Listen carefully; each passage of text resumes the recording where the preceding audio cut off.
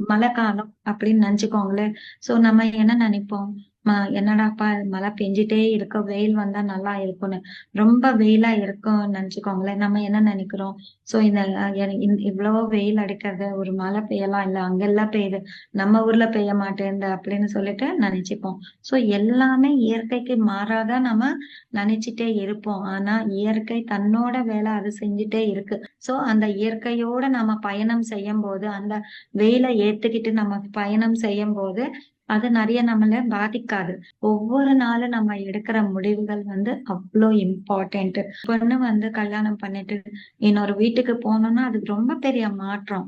So அது வந்து பயந்துட்டு அங்க எப்படி இருக்குமோ, என்ன இருக்குமோ, அங்க போய் நான் அட்ஜஸ்ட் ஆவேனோ இல்லையோ, அவங்க எல்லாம் என்ன ஏத்துப்பாங்களோ இல்லையோ, இல்ல அப்படின்னு சொல்லிட்டு அந்த பொண்ணு அங்க போய் எங்க வீட்ல இருக்கிற மாதிரி சாப்பாடு இல்ல, எங்க வீட்ல இருக்கிறவங்க போல இவங்க இல்ல அப்படின்னு நினைச்சிட்டே வாழ்ந்துட்டே இருந்தா நிச்சயமா அங்க வந்து அழகா அந்த அந்த ஃபேமிலியோட merge ஆக முடியாது.